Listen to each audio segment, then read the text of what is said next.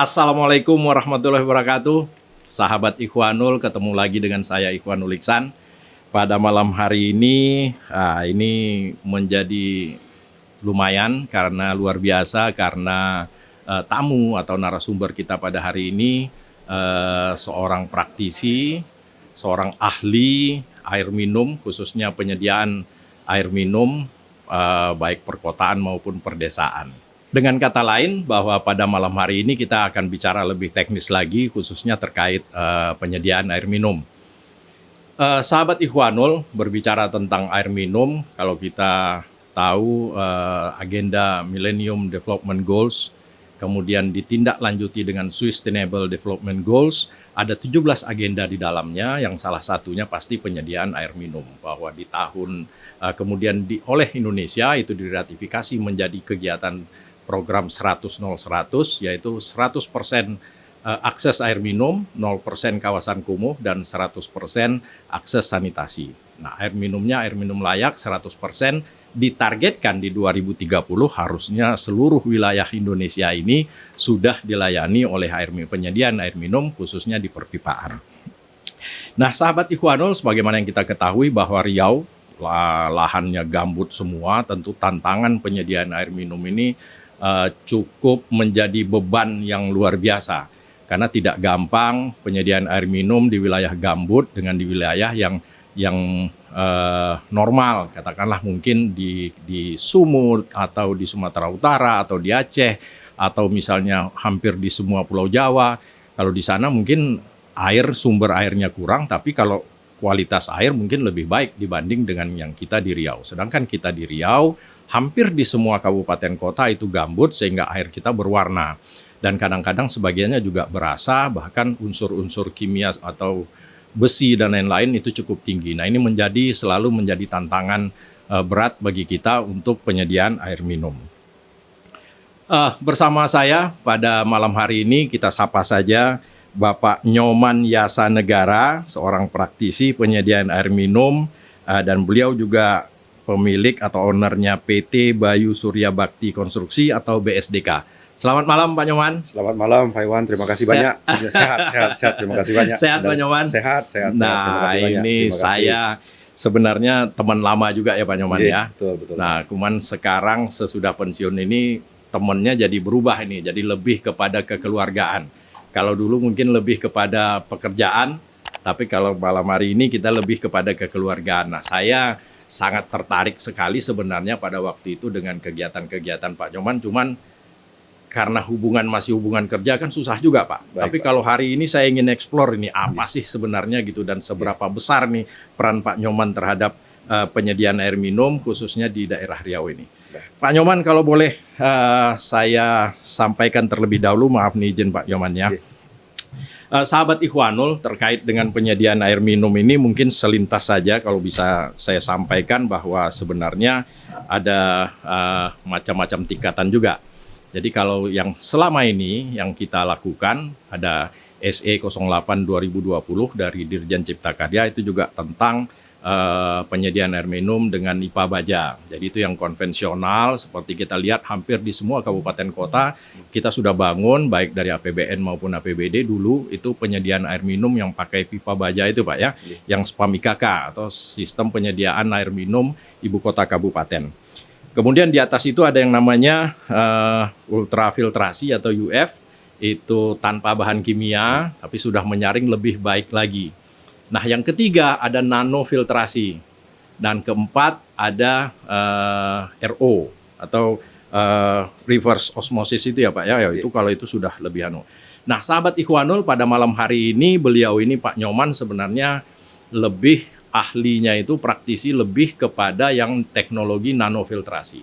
Kalau boleh Pak Nyoman disampaikan sepintas nih sebenarnya yang nanofiltrasi atau bedanya dengan yang saya sebutkan tadi itu di mana sih Pak? Baik, terima kasih Pak Iwan ya. Atas undangannya. Senang sekali hadir malam hari ini. Pak Iwan adalah salah satu motivator saya. Salah satu motivator saya. Ada satu kejadian yang tidak pernah saya lupakan. Bapak nyopirin saya. Kita kemana waktu itu ke Bangkinang. Oh Aduh, iya baru, iya iya waktu itu. baru kali ini saya minta beliau ganti sopir, nggak mau. Akhirnya saya duduk di samping beliau, ini nggak pernah akan saya lupakan. Itulah sosok Pak Iwan. Iya iya iya benar. Terima kasih banyak. Oke. Jadi terkait dengan yang Bapak sampaikan tadi, teknologi nanofiltrasi, seperti kan Bapak sampaikan tadi, isu air minum itu tidak hanya di Riau, tapi seluruh Indonesia. Iya iya iya. Dan itu banyak sekali kaitannya dengan aspek kehidupan masyarakat, baik ekonomi, kemudian kesehatan lingkungan dan kesehatan manusia. Bahkan stunting pun begitu banyak Iya. diakibatkan oleh kekurangan kualitas air minum. Iya. Kualitas air minum. Seperti kita ketahui bahwa Indonesia ini sumber airnya banyak, air bakunya banyak, tetapi kita kurang air nih Pak. Kurang air. Sungai Siak begitu banyaknya, banyak di Dumai, sungainya besar-besar, tetapi kita di rumah masih akses air minum masih terbatas. Jadi kalau kita Dan dari data yang ada Pekanbaru kalau perpipaan itu baru terlayani atau Riau itu 13% Baru yang 13%. perpipaan. Berarti yang lain masih ambil air langsung di sungai Ya. atau sumur kira-kira dengan kualitas yang kita nggak tahu ya Pak ya. betul. Jadi Baik kalau, Pak. jadi kalau kita hitung pengeluaran per rumah tangga barangkali per bulan itu untuk beli air galon bisa Ya. kita lihat mungkin 100.000, 150.000 masih ya. begitu mahalnya. Nah kemudian singkat cerita, nah kalau di Riau ini kan sumber air Pak sampaikan kan banyak air gambut Ya, ya. yang warna seperti air teh, seperti air teh itu yang selama ini kita olah menggunakan istilahnya konvensional Pak. Ya. Jadi kita menggunakan bahan kimia yang cukup banyak karena biasanya kalau air gambut itu pH-nya rendah Pak. pH-nya itu antara 4 sampai 5. Makanya sifatnya korosif itu gampang karatan. Sedangkan normal layak itu 7 ya Pak ya? Antara 6,8 sampai 8,2. Yang paling baik itu di 7. Nah, kemudian warna yang sulit dihilangkan Pak. Warna itu disebabkan oleh zat organik namanya. Zat organik. Karena banyak kebun sawit, tanah humus, itu yang menyebabkan warna tinggi. Dan itu sulit sekali dihilangkan. Dan memerlukan pengolahan bahan kimia yang selama ini dipakai itu dengan dosis yang banyak. Karena dosis bahan kimianya banyak, dia menghasilkan limbah yang cukup banyak juga. Kalau kita lihat di pengolahan PDAM yang menggunakan konvensional, lumpurnya banyak Pak. Lumpurnya banyak, sehingga itu akan perlu pengolahan tertentu lah untuk mengantisipasi supaya tidak. Jadi Pak Nyawan misalnya kita lihat PDAM aja, Pekanbaru, Kampar mungkin, atau kita kalau nginap di hotel-hotel yang lumayan bagus di Selat Panjang, di Meranti, di Tembilahan, airnya kan memang masih berwarna. Betul Pak, betul Pak. Padahal udah melalui proses itu kan, pengolahan kan gitu ya. Betul. Oke. Bahkan di beberapa tempat karena pengolahannya mahal, jadi air baku disaring saja, dialirkan. Jadi masyarakat kita masih menerima air yang warnanya seperti air teh itu. Jadi bagaimana kita meningkatkan itu. Nah tadi disampaikan bagaimana mengolah, tantangan kita kan bagaimana mengolah air ini dengan biaya yang murah, tepat guna, kemudian kualitasnya sesuai dengan air minum, Pak. Terjamin untuk air minum. Nah ini adalah salah satu teknologi yang dikembangkan untuk mengolah air gambut yang disebut dengan nanofiltrasi. Nanofiltrasi itu kalau kita bayangkan secara simpel Pak, rambut itu ukurannya satu rambut itu 50 mikron Pak. Satu rambut. Lobangnya nanofiltrasi itu kalau rambut itu dibagi-bagi menjadi 50.000. Wih, berarti demikian halusnya. Begitu halusnya membran yang dipakai itu. Jadi kalau rambut kita bagi-bagi 50.000, itulah ukuran lobangnya. Sehingga dia bisa menyaring warna bisa tersaring. Warna tersaring, kemudian turbidity, kekeruhan, kemudian kalau ada pencemar berupa besi, mangan. Zat-zat kimia yang mengganggu atau yang itu tersaring semua. Semua tersaring, Pak. Semua tersaring. Misalkan kalau ada pestisida, misalkan kalau kebun sawit itu kan banyak pakai pestisida, pupuk itu ya. Itu tersaring, Pak. Itu tersaring dengan nanofiltrasi. Karena bisa kita bayangkan, 1/50.000 rambut itu lubangnya. Itu satu. Yang kedua, ukuran bakteri atau E. coli. Kalau E. coli itu kurang lebih sekitar diameternya, ukurannya itu 1/50 rambut, Pak. Jadi kalau rambut dipecah-pecah 50, itu dibagi 50 itu ukuran bakteri. Sementara ukuran nanonya 1/50.000. Walah. Itu udah demikian. Wah, Mungkin udah nggak kasat mata kalau nggak kasat mata mata, ngelihat Pak. udah kayak flat aja deh gitu, Flat Pak aja ya. gitu. Makanya bakteri, mikroba, pencemar itu semua tersaring di situ. Mm-mm. Sehingga air yang keluar dari nanofiltrasi itu sudah layak untuk dikonsumsi. Udah bisa langsung minum Sudah bisa harusnya. langsung diminum, hanya perlu pH-nya Naikkan. dinetralkan lagi. Netralkan. Misalkan dari 5 menjadi 7 seperti itu. Nah, Nah. itu untuk daerah-daerah gambut sudah bisa dipakai itu, Pak, yang teknologi nano itu. Sudah Pak, syukur diberi kesempatan Heeh. oleh Bapak juga dulu Uh-uh. diberi kesempatan untuk mengimplementasikan Uh-uh. teknologi ini. Misalkan yang pertama itu kan digunakan di Dumai. Ya, spam yang di Dumai itu ya, Pak ya. Spam di Dumai Itu 40 liter per detik ya? 50 Pak. 50 liter per detik. Oke. Yang di Sungai Masjid itu ya? Dari Pak, ya? Sungai Masjid. Oke. Nah, itu 50 liter per detik itu kalau kita hitung bisa melayani kurang lebih sekitar 5.000 rumah. Iya. 5.000 rumah. Dan itu sekarang sudah operasional di Dumai. Sudah operasional kurang lebih hampir 2 tahun, Pak. Ya? Kurang lebih sudah tahun dan sudah bisa dimanfaatkan oleh masyarakat kita lah Oke. di sana secara luas. Nah, sekarang gini Pak Nyoman.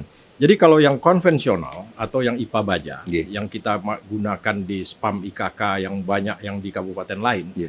karena memang waktu itu Pak Nyoman datang ke kementerian menawarkan atau mempresentasikan teknologi nano, akhirnya disepakati, disetujui, lelang, dan kita pakai. Pertama di Riau itu kan kita pakai di Dumai. Betul, Pak. Nah, betul.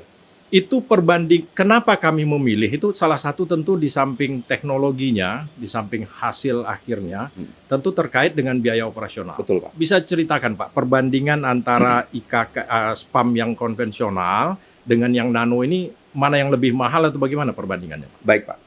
Jadi satu teknologi itu di samping kualitasnya masuk, yang kedua biaya operasional juga harus kompetitif. Artinya Iya. bisa kompetitif dengan yang lain. Kalau kita menggunakan teknologi konvensional, Iya. bahan kimia, misalkan seperti di Dumai saja, Dumai, Bengkalis, seperti itu, Pak. Siak, gitu ya. Siak seperti itu. Pemakaian bahan kimia, ini bahasa kimia aja lah, Pak. Heeh. Itu ada perlu paling tidak 4 bahan kimia. Iya. Yang pertama itu seperti soda as, Ada kaporit, ada kaporit, ada tawas, tawas, ya. ada polimer. Ya. Nah, itu konsentrasinya tinggi, Pak.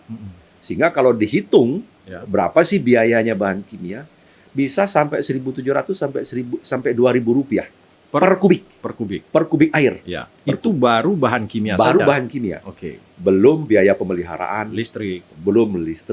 belum tenaga operator, Ya. belum bagaimana kita mengolah limbahnya. Ya. Belum. Jadi total kira-kira untuk menghasilkan air 1 meter kubik yang kualitas konvensional itu total lebih kurangnya Ya bisa 4.000 5.000 kurang lebih seperti itu. Nah, kalau kita bandingkan dengan nanofiltrasi, karena tidak menggunakan bahan kimia yang tadi, dia hanya menggunakan pengejas pH seperti soda as dan kaporit dan konsentrasinya kecil. Jadi bahan kimia saja kurang lebih sekitar 150 rupiah. 150 rupiah dibandingkan dengan 1.700. 2.000 tadi ya. 2.000 tadi. Oke. Kemudian membran tersebut nano itu pun diganti 5 tahun sekali, Pak. Berarti hampir tidak ada pemeliharaan selama 5 tahun itu ya. Jadi selama 5 tahun itu biasalah, Pak, seperti pompa, valve itu diganti, bearing dan lain sebagainya. Tapi kalau membran setiap 5 tahun sekali. Sekali 5 tahun. Nah, jadi kalau secara total biaya pengoperasiannya termasuk listrik, bahan kimia, pemeliharaan, penggantian membran itu kurang lebih 1.700 rupiah Hanya per 1.000 meter kubik. Dan sudah dapat air minum, Pak. Yang pH udah hampir 7 Ya, gitu pH-nya 7, warnanya di bawah 10, apalagi sekarang. Tapi Pak Nyoman, kalau setahu saya selama ini hampir di kabupaten kota yang konvensional itu bisa sampai 9.000 10.000 loh, Pak. Ya, betul, Pak. Per meter kubik itu. Di beberapa daerah kadang-kadang 8.000, 9.000, Iya. 10.000. Kadang-kadang seperti itu, Pak. Ada seperti itu. Jadi masih tinggi. Apalagi kalau Dumai misalnya hujan aja. Berarti sungai kan udah keruh tuh, Sungai Siak juga begitu. Sama, Pak. Itu pasti berbeda lagi treatmentnya kan gitu. Betul. Jadi Berarti pemakaian bahan kimia lebih melonjak lagi kan gitu. berbeda-beda, Pak. Jadi seperti di Dumai, Siak, Bengkalis, Inhil, itu konsentrasinya beda-beda, Pak. Tergantung Berarti dari boleh disimpulkan bahwa teknologi nanofilter ini sangat murah. Jauh lebih murah dibanding dengan konvensional dari segi harga atau biaya operasional. betul Pak. Pemeliharaan, maintenance juga lebih mudah. Betul Pak, betul. Cuman yang sekali 5 tahun tadi ganti membran itu harganya berapaan itu Pak? Atau Jadi, gimana sistem menyikapinya? Sistem menyikapi, tadi saya sampaikan bahwa biaya total pengoperasian nano itu kan 1.700 Pak. Ya. Rp750-nya itu adalah ganti membran Pak. Oh. Jadi kita sebenarnya yang kita keluarkan uang tiap bulan itu 1.700 dikurangi dengan 750. Yang 750 ini katakan saving, Ditabung tabung untuk di 5 tahun 5 tahun lagi ke depan. langsung. beli itu. Berarti 5 tahun lagi kita nggak perlu Nggak perlu anggaran lagi. Nggak perlu. Karena sudah ada di save, ditabung di ini. Oh. Di OPEX itu. Jadi Oke. sebenarnya yang kita keluar setiap bulan itu kurang lebih sekitar Rp900. Iya, Nah, iya, Rp750-nya kita taruh sebagai cadangan untuk membeli membran di 5 tahun ke depan. Oke. Itu kira-kira. Sahabat Ikhwanul, jadi sebenarnya saya karena posisi sudah di luar pemerintahan sekarang Iya. dan bukan mau mempromosikan atau tidak, bukan mempromosikan karena teknologi itu banyak. Tapi dari hasil penjelasan kita tadi, kenapa kabupaten kota tidak bisa mencoba ini gitu ya? Iya. Dan kemudian kalau saya boleh tahu juga, Pak Nyoman selama ini teknologi nano ini lebih banyak di swasta kali ya Pak ya? Yang make ini, atau dengan pemerintahan juga, atau gimana Pak? Jadi sekarang sebagian besar masih, kalau di Indonesia ya Pak, Ya. masih di pemerintah. Oh gitu. Masih di pemerintah. Yang paling besar itu ada di Dumai yang sudah beroperasi 2 Ya. tahun. Kemudian sekarang di sana juga sedang dibangun 2,5 kali lipat Pak. 2,5 Kali lipat daripada 50, ada 125 liter per detik. Sedang dibangun juga di sana. Di Dumai Pak. di Dumai. Di Dumai juga. Di kawasan selatan Pak. Dumai ini pada udah banyak ya. Ada yang KPBU juga. Iya betul Nanti Pak. Durolis juga Dumai. Betul Pak. Berarti targetnya wali kota barangkali. Wah kalau gitu saya harus undang Pak Wali Kota Dumai ini. Saya pingin kok terintens sekali dia dengan air minum dan peduli sekali dengan air Betul, minum Pak. gitu ya. Jadi kira-kira kalau target Dumai itu setahun 2 tahun ke depan Heeh. suplai airnya sudah melimpah. Oke. Udah melimpah, jadi kebutuhan masyarakat akan bisa Terlayani tercover lah ya. 100%. Tinggal 100%. bagaimana mengembangkan jaringan. Oke. Dan itu dikelola oleh PDAM di Dumai. Nah, kalau yang sedang dibangun sekarang, kerjasama swasta dengan PDAM, Pak. Oh, berarti nah itu dia yang menarik Pak Nyoman. Jadi Pak Nyoman ini atau katakanlah corporate ini atau perusahaannya Pak Nyoman ini juga bisa bekerja sama langsung dengan PDAM yang ada. Bisa. Kemudian dalam arti sistemnya bagi hasil apa gimana Pak? Mungkin ada pemerintah kabupaten yang ingin juga memakai ini, sistemnya gimana? Betul, Pak. Apa kerjanya samanya bagaimana ini? Jadi contoh konkret, Pak, Ya, seperti di PDAM Dumai, ya. Jadi kami dengan perusahaan partner juga bekerja sama, membuat kerjasama dengan PDAM, Pak. Oke. Selama 20 tahun. 20 tahun. 20 tahun. Itu yang Dumai Selatan itu. Semua Dumai Selatan. Dumai Selatan yang ke arah Bengkalis. 125 liter per detik. 125 liter per detik. Oke. Nah, kemudian setelah kerjasama 20 tahun, Itu sudah kontrak, Pak? sudah konstruksi, Pak, sekarang. Oh, sekarang lagi kontrak. Oke. Fisik kurang Berarti lebih- ini contoh konkret Konkret, ini ya, Pak. bukan rencana-rencana Bukan. lagi nih. Oke, lanjut, Pak. Sekarang sudah fisik kurang lebih sekitar 35-40% fisik. Itu terdiri dari pengolahannya sendiri, termasuk perpipaannya, Pak. Oke. Termasuk perpipaan. Kerjasama 20 tahun, itu 20 tahun setelah ini diserahkan ke PDAM, Pak. Seluruh Oh. asetnya. Berarti kerjasama ini 20 tahun. 20 tahun. Selama 20 tahun dikelola oleh ini Oleh- bersama-sama perusahaan Ya, ini betul. dengan PDAM. Betul. Ya. Betul. Setelah 20 tahun, seluruh aset menjadi hak milik Menjadi hak milik PDAM. Dumai gitu ya. Menjadi PDAM Dumai. Nah, seperti itu. Nah, kemudian selama bekerja sama itu, PDAM yang akan mendistribusikan air itu Iya, iya. ke Ke pelanggan. pelanggan. Kita yang Pelanggan bayarnya ke ke PDAM. PDAM, Pak. Jadi kita Oke. tidak boleh mungut ke Oh, masyarakat. iya, Itu iya, tidak boleh. iya, iya. Tidak boleh. Dan seluruh investasinya bukan dari PDAM, dari pihak rekanan.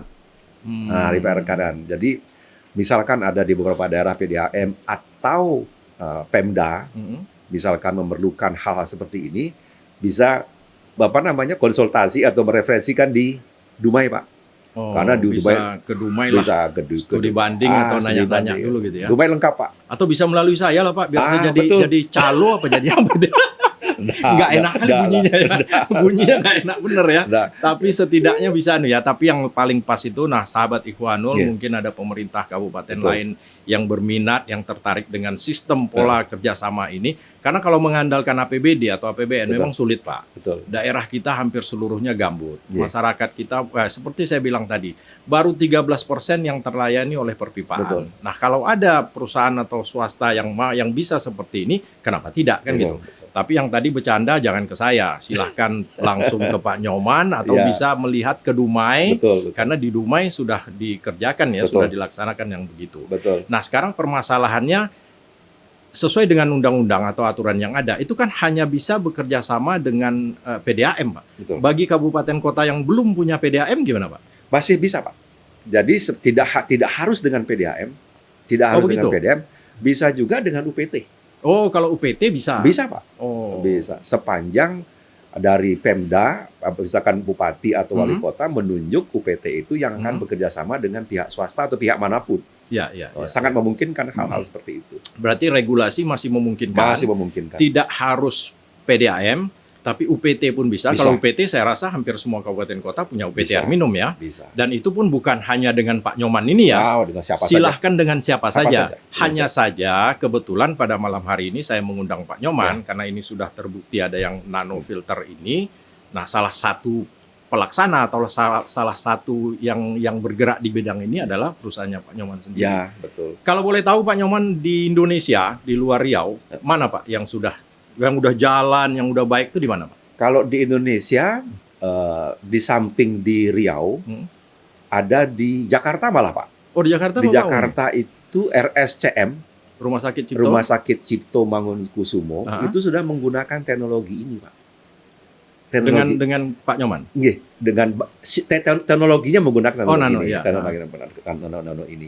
Jadi kalau kita ke RSCM, itu seluruh airnya sudah bisa Minum diminum, Pak. langsung. Jadi bisa isi apa? Isi botol, isi gelas, Iya. diolah dengan teknologi nanofiltrasi. Waduh, luar biasa itu itu Pak. Kan, karena dari dulu kita mimpinya kan gitu Pak. Semua kantor, semua hotel gitu kan. Kita hanya bisa lihat di film-film Betul. orang langsung minum di keran kan Betul. gitu. Atau dari Betul. keran bisa langsung putar soalnya udah. Dan RSCM sudah begitu. Sudah, Pak, sudah berjalan setahun, Pak. Dan itu pakai teknologi nano. Teknologi nanofiltrasi. Nah, sahabat Ikhwanul, saya selama 2019-2020 barangkali hampir tiap sebentar itu Pak Iya. dihubungi oleh pihak PDAM Pekanbaru maupun rumah sakit umum kita di Iya. sini, rumah sakit umum daerah di sini, minta bantu suplai air terus gitu. Karena kekurangan air dan sumber air kita memang masih. Alangkah baiknya kalau misalnya memang rumah sakit karena dia punya badan pengelola sendiri, kenapa tidak coba pakai teknologi ini gitu ya. Ya, Tapi lagi-lagi mohon maaf, ini bukan mempromosikan, tapi silahkan menganalisa sendiri teknologi ini sudah dilaksanakan gitu Pak ya. Betul, Di Pak. RSCM berarti Pak. dari RSCM. Selain itu Pak, Yang sekarang enggak maksudnya gini, selain hanya untuk penyediaan air minum, saya dengar kan Pak Nyoman punya kegiatan di Bogor ya, yang diresmikan oleh Presiden. Itu apa itu Pak? Kalau Iya. boleh cerita dikit Pak. Jadi yang di Bogor itu adalah persemaian modern rumpin, Pak. Persemaian, Persemaian modern bibit rumpin. berarti. Bibit, Pak. Jadi kapasitasnya kurang lebih sekitar 8 apa 10 juta bibit per tahun. Wih, bibit apa Pak? Bibit apa saja, Pak? Jadi ada Buah apa gitu? buah, ada pohon. Itu swasta. Pemerintah, Pak. Oh, pemerintah. Dan Pak. gratis, Pak. Mhm. Tinggal bawa KTP ke sana, dikasih 25 bibit. Mau bibit apapun datang ke sana Datang ke dikasih. sana, Bapak mau manggis, mau duren, advokat, Ya. bibit tanah hutan Ya, gratis. Dan itu program pemerintah, Pak. Oh, daerah Rumpin di Bogor. Rumpin. Ah. Waduh, kalau ada di Riau itu kan padahal tanah kita kan masih Wah, luas. Luas. Kemudian bibit ini masih mahal kalau di sini. Kalau pemerintah punya pemikiran atau punya program begitu, wah itu luar biasa. luar Pak. biasa, Pak. Dan itu untuk nyiram apa? Untuk nyiram bibit. Mhm. Nyiram bibit itu menggunakan teknologi ultrafiltrasi, Pak. Oh gitu. Kalau tadi kan nanofiltrasi. Iya. Nah, ini menggunakan ultrafiltrasi. Heeh. Kenapa ultrafiltrasi? Karena airnya bukan air gabut, Pak. Iya, iya. Air iya, sungai iya. biasa. Iya. Kenapa mereka menggunakan ultrafiltrasi? Kalau dia olah dengan konvensional pakai bahan kimia. Iya, iya, iya. untuk nyiram bibit-bibit Bibit kecil itu bisa, efeknya bisa. bisa efeknya. Oke. Sehingga dia memerlukan nyaring virus, bakteri bukan dengan bahan kimia. Dan itu masih berjalan sampai sekarang. Masih, Pak. Dan sekarang yang lagi dibangun itu di Mandalika. Mandalika. Mandalika. NTB ya. NTB. Kemudian satu lagi di Mandalika itu apa? Mandalika sama, Pak. Seperti di Bibit juga. Bibit sama. Itu provinsi atau Jadi pusat atau apa itu? Jadi pemerintah pusat bekerja sama dengan swasta. Mm-mm. Airnya itu disediakan oleh PUPR. Oke. Kemudian fasilitas pembibitannya CSR, Pak. Ada yang dari RAPP, ada yang Pertamina, ada Nah. perusahaan-perusahaan lain. Padahal RAPP Pertamina kan paling besar di Riau. Makanya, Pak. Kenapa di sini belum? Ya mungkin dari CSR mereka itu dari kan. CSR, Pak. Dari CSR. Wah, Dan itu besar, Pak. rugi Riau ini, Pak. Ya tinggal bicara sama PHR, sama apa namanya? Iya, sama RAPP. iya. Berarti kalau yang di Mandalika berapa hektar itu, Pak? Jadi Bibit juga? Pak, bibit juga, Pak. Kalau disalah di sana itu sekitar 8 juta bibit juga. Wush. Nah, nanti yang tahun ini akan dibangun Kalimantan Selatan juga. Heeh. Sama, Pak. Yang gede ada di Persemaian IKN. Oh, yang di KN itu ya? IKN. Makanya kalau saya lihat nih Pak Nyoman kan sering banget nih ke IKN sekarang. Enggak.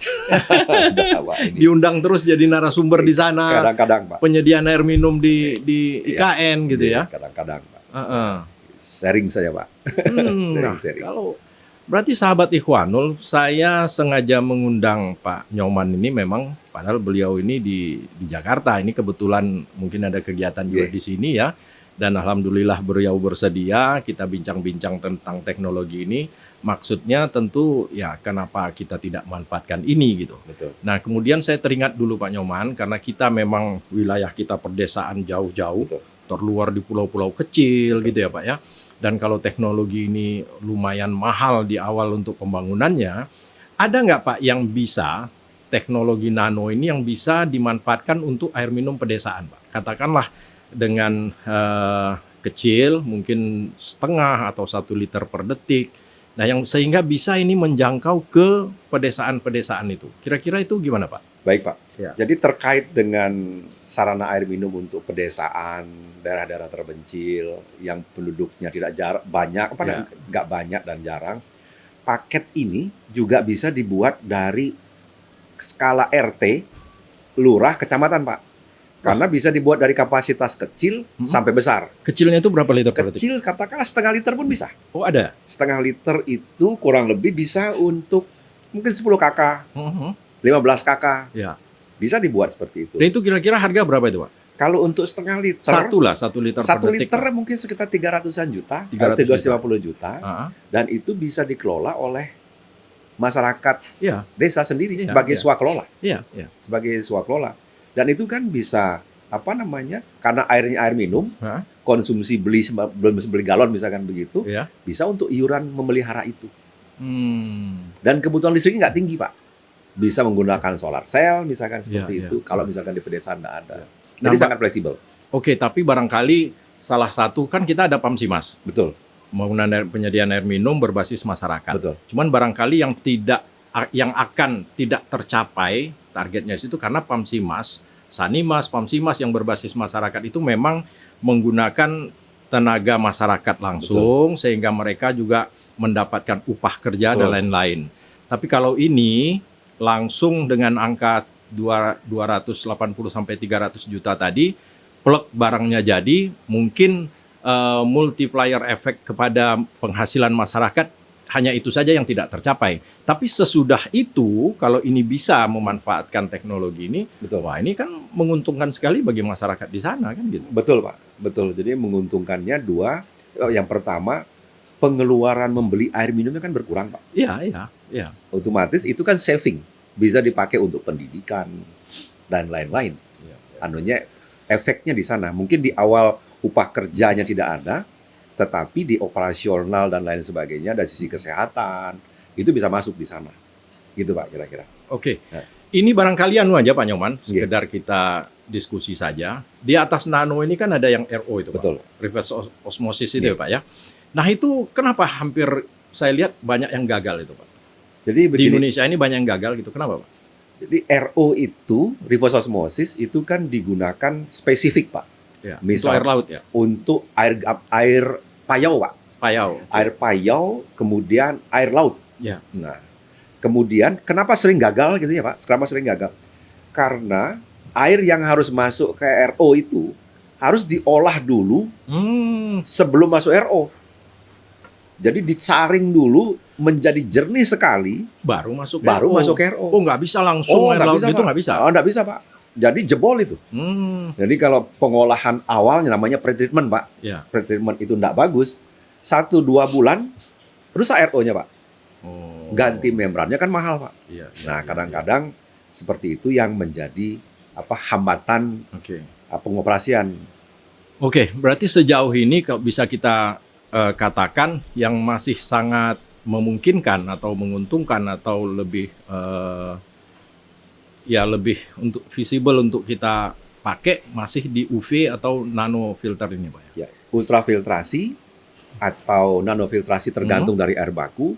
Tetapi kalau memang itu air payau atau air laut, tidak ada pilihan Pak. Ya. Harus menggunakan RO. Oh gitu. Harus menggunakan. Karena kalau air laut memang UF dan NF ini Nggak bisa. belum bisa ya. Belum bisa untuk menyaring garamnya Pak. Iya, iya. Garamnya. Hanya memang perlu perencanaan yang detail. Jangan sampai kita sudah bangun, mangkrak kan Iya, iya, iya, berhenti iya. jadinya. Oke, oke. Anunya seperti itu. Oke. Anunya seperti itu. Selain di Dumai, Pak, lagi ada kegiatan di mana?